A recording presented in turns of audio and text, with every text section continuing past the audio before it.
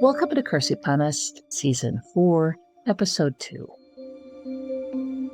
In this episode, I'm going to do something I haven't done before, which is to unpack the results from a local perspective, looking at 4 hot seats in Johor and pointing out how the importance of the locality, the local dynamics, as well as the different factors at play made a difference in these particular elections. I pull out 4 seats, 2 seats in the urban area of JB, which became an important regional front line, and 2 seats in the northern part of Johor, which has traditionally been an historic battleground. In my earlier episode, I looked at hot seats from the perspective of would they matter for coalitions and also potential swings that might happen that would involve them.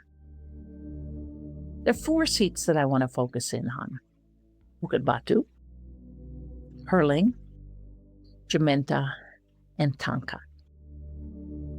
2 in the south and 2 in the north, respectively.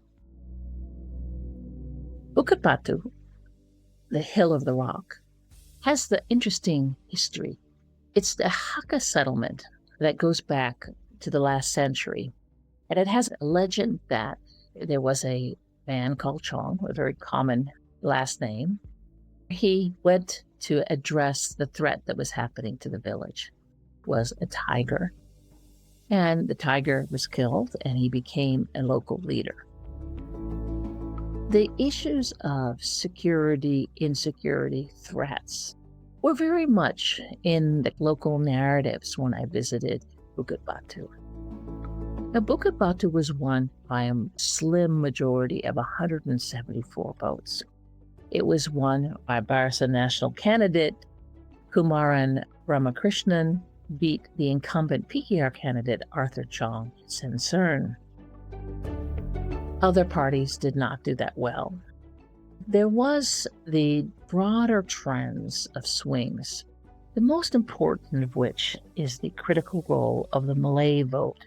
And this will be a theme that we can see in 3 of the 4 elections that we look at. Of the Malay vote, an estimated 93% of the Malay voters voted for Barisan Nasional. And this is a real challenge for MIC and MCA, where they rely heavily on Malay voters in order to win seats. But we also see in Bukit Batu a 30% swing among Indian voters to Barisan Nasional. These 2 stories of the big swings, the Malays as well as the Indians, was very much evident. We can also see that the swings took place among younger voters. And here is where the biggest swing was. The biggest swing was among, to BN, was a 30% swing among younger voters. Each of the 3 big swings that we see in the campaigns played out in a seat like Bukit Batu. I wondered, however, that in the seat that received a lot of money on the ground, a lot of national resources, how come PKR was not able to hold on? Were the swings so big, or was it in fact local dynamics at play? There are 2 local issues that played out. One is the strength of the local candidate, Arthur. He was not able to elevate. He relied heavily on the party.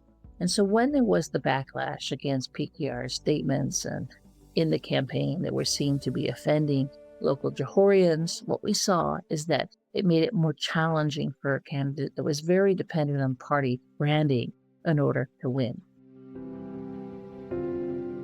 The second factor is that there was a lot of attention on the lack of deliverables in Bukit Batu.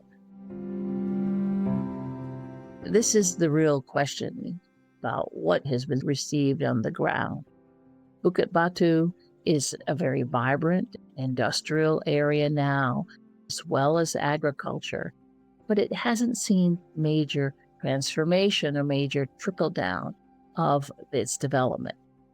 That made it harder for PKR to hold on to the seat and easier for the power of the blue wave, the Indian shift, and the youth movement away from the incumbent. That's where you got the results. You had the waves against the resources and a shift that took place. Not too far away is the other seat of Perling. Perling is a fascinating place. It's a place that doesn't have much long history. It's actually a new township that evolved.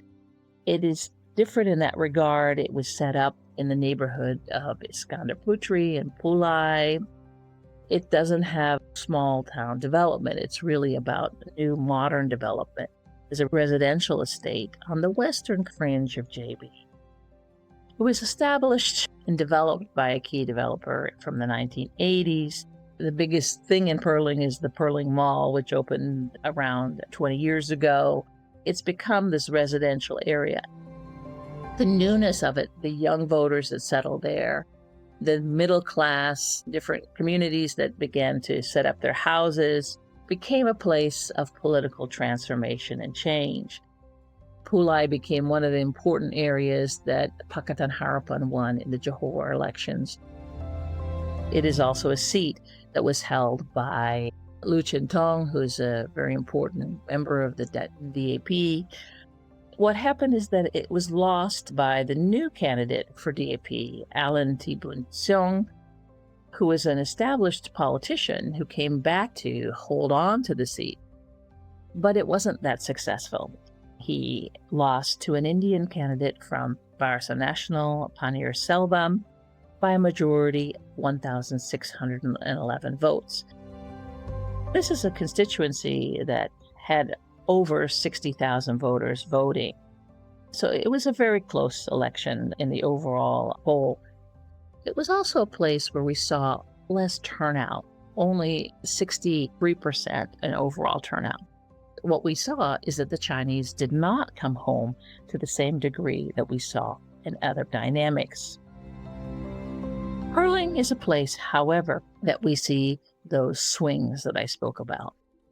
The Malay swing, 95% of the Malay vote, but DAP held on, almost 90% of the Chinese vote.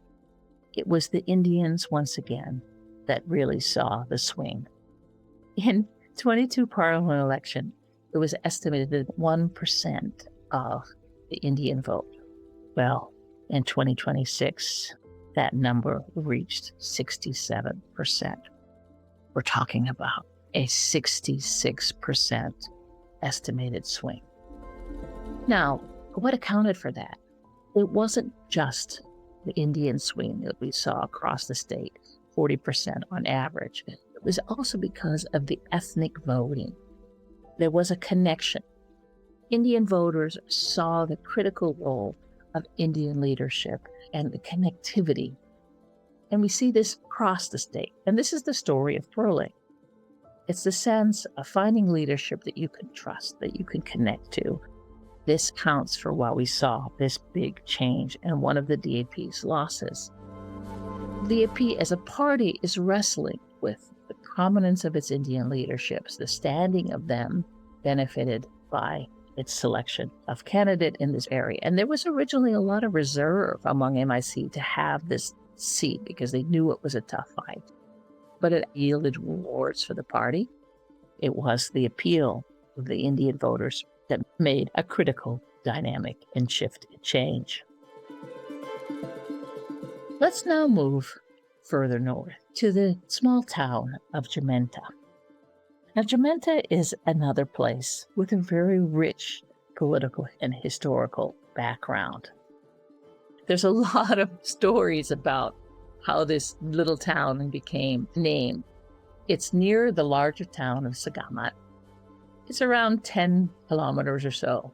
In my personal history, I have visited Jamenta many times, and Sagamat, I quite like Sagamat, not just for its really great durian, but the sense of vibrancy and the connection of this agricultural hub. It's really a gateway to the northern part of Johor. We still see the elements of older Malaysia, but at the same time, a vibrancy of the agricultural sector that Johor is so famous for. Jamenta name has a lot of local folk explanations. One story runs that the villagers were get tired of clearing the tall grass and they kept saying Jimo Jimu, Jimo, which means bored, and replied, Enta Enta, I don't know. And then there became Jamenta. There are other versions of these stories, but it shows that there's this strong connection to the land, to the place, to the identity. But it also has one of the most important historical battles in the Civil War of 1878. It was a political secession fight. This was after Muar's ruler Sultan Ali died in 1877, and there was a sense of who controlled the Muar Principality. Keep in mind, Muar is not that far away, although sometimes the traffic can be tight to get to Muar, but it is less than an hour. The British colonial administration organized a vote among Muar's chieftains to decide who should govern the territory, and they chose Johor's Maharaja Abu Bakr over Sultan Ali. This erupted into a conflict in 1879, ending with Abu Bakr's forces prevailing. It was split off and became part of Sagamad in 1933. What we saw in this particular seat, Sihan Gyab won a majority of 913 votes over the DAP candidate Nyakor Sim, a woman, a single mother who was very strongly liked by women voters, and she maintained her base of support despite the sense that some felt that she might have been working harder in the constituency. But there was a lot of support, particularly from women. It's a little different than what happened in the overwhelmingly Malay swing that we saw in the South. The BN candidate won an estimated 74% of the Malay vote, but 20% still went to PAS. And this is very important to appreciate, that PAS continues to hold its base. When it fought with BN, its voters and loyalists stayed there, although, as I've argued more nationally, is that they were in a lower margin. What we saw was a gain of support among Chinese. It's a 10% swing from 2% to 12%. This was important and decisive. We can see that the candidate, who is a small businessman, had a very strong social media presence, who worked very hard in the campaign. He really worked the ground. I attended a Chirama, or if you can call it that, because it was really just going to the local market by MCA in Jamenta, and you could see that no matter what, there was still that push for that 1 or 2, 3-year votes among the Chinese community. It was a very hard slog for him, but it was a shift. He gained support among Chinese voters and among Indian voters. What we see is a 31% swing. And Indian voters were not as big, but there was still a sizable share of the electorate in Jamenta. It was a dynamic of these two swings among Chinese and Indian voters that were crucial. We can also see the youth swing moving in Caesar's direction, although not by a bigger margin. What we see is a 34% swing in BN's favor, but there were gains across the ground. Why did the DAP lose this election? In part, it has to do with the hard work of the mobilization campaign. And it was a campaign that saw the strengthening of the machinery.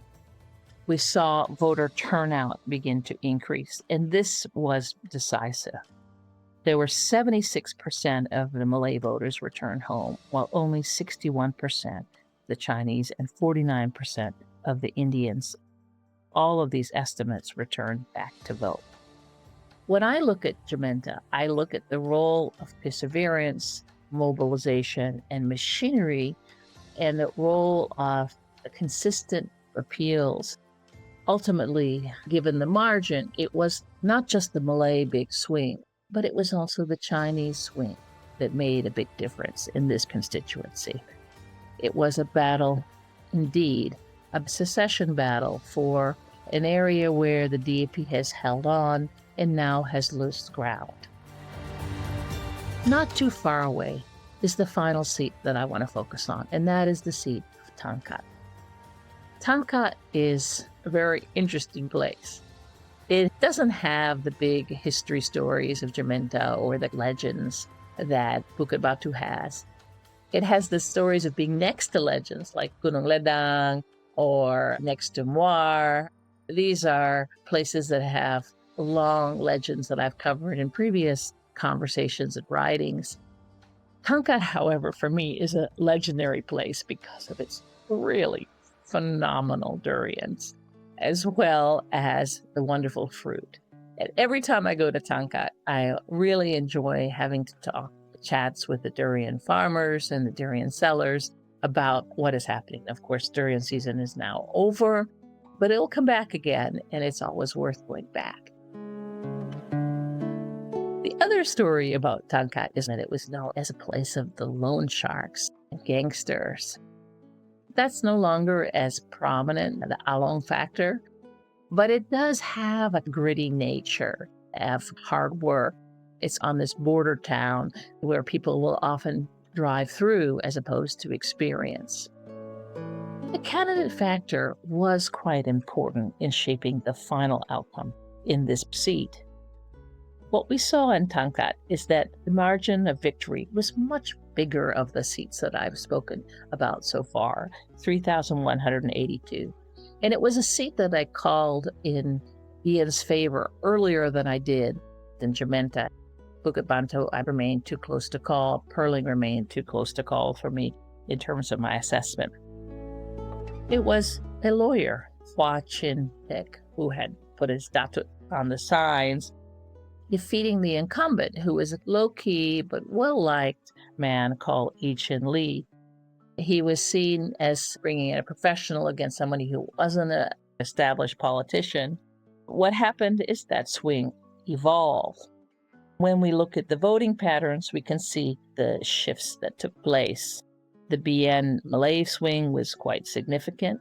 96% of the Malay vote, we're talking up from 45 in the parliament election. We saw a gain among Chinese of 13% from 0. This is, again, not inconsequential in terms of the Chinese swing in the north. And we saw a more modest gain among Indian voters from 41% estimated to 57%. That means a gain of 16%. Turnout also played a big role, although there was more continuity in the turnout levels among Malays, among Chinese. The drop only really was among Indians. In a place like Tangkat, it was the Chinese swing. But when I talked to Chinese voters, as I did, because not only for the durian, but I like the grittiness of Tangkat as a place. It was a place that I intentionally visited on the day before election and the election day to see how the things were swinging, because it was one of my hot seats. Voters talked about the importance of being connected into national resources and connected into state resources, being able to sense economic livelihoods, the connections to the candidates. Ultimately, the DAP campaign used a campaign of fear actually didn't resonate as well among northern Chinese in Johor because of the practicalities of wanting to be able to have access to government in these smaller towns where access to resources and access to power, even at the state level, matters. 4 stories of Johor, where little factors and not so little factors mattered.